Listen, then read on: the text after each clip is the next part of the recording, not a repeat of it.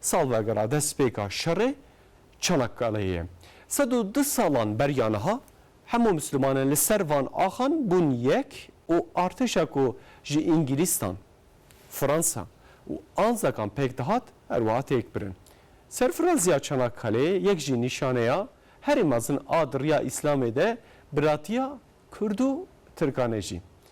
Serfiraziya Çanakkale'ye nîşanê hemû dinyayê da ku dema li ciyekê hemû kes bibin yek, tu kes nikare li hemberî wan bi ser keve.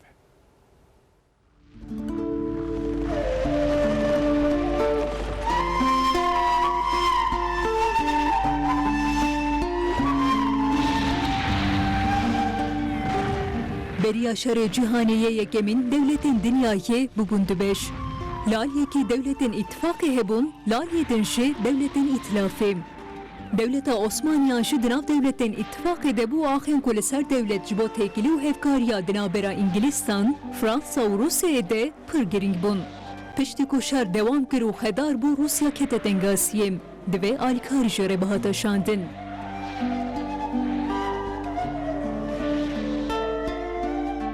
Ji bilî vê devletên îtilafê dixwestin bikevin paytextê Osmaniyan Stenbolê û bi vî awayî devleta Osmaniyan li dervê şerê bihêlin.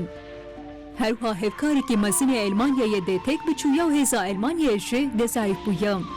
Devletên îtilafê bi van armancan berê xwe dan ser devleta Osmaniyan. 101 salan beriyan hade 18 adara 1915 de komkeştiya ku ji İngiliz û Fransyan pêk dihat êrişekê mezin da ser dengava Çanakkale'yê û li ser behrê şerekê xedar qewmî. Ew şerê Çanakkale giringiya wênekê ji perçebûn û wendabûna dewletekê peyda dibe. İmparatoriya mezin ku Cevdet Osmanî hatiye gotin û paramparça bû, yani ji navanekê nêzîkî pênceh devletê xwe veqetan serxwebûna xwe azad kirin. Devletên yani ew millet û qewmê hindik yekêm nav devletê axayîr û bijîn Avrupa û Tiraqê de dimanin wanekê weke berxwedan ji ber ew axa desteya demayê ji destê neçê dibe wa şertê wê rojê bibîrbêne.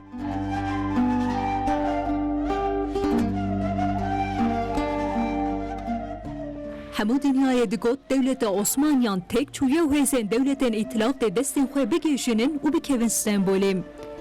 Lê Tirk û Kurd di serî de hemû Mislimanên li ser van axan dijîn bûn yek.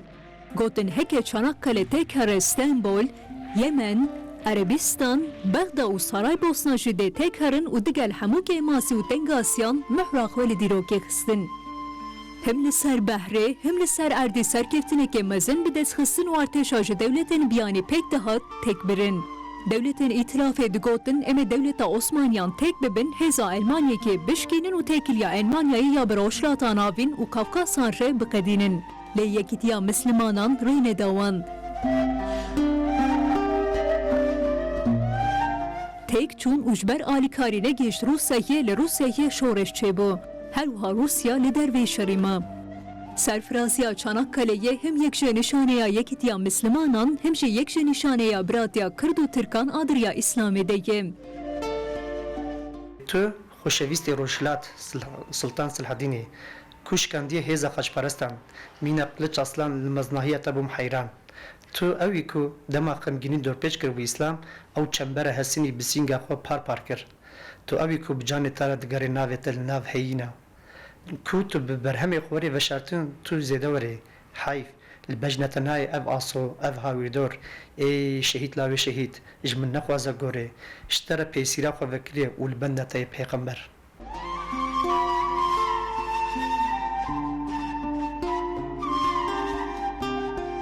Îro jî li ser van axan hewceyê li helwest û yekîtiya Çanakkale'ye heye û heta ku Misliman nebin yek lê tek herin yek bi yek.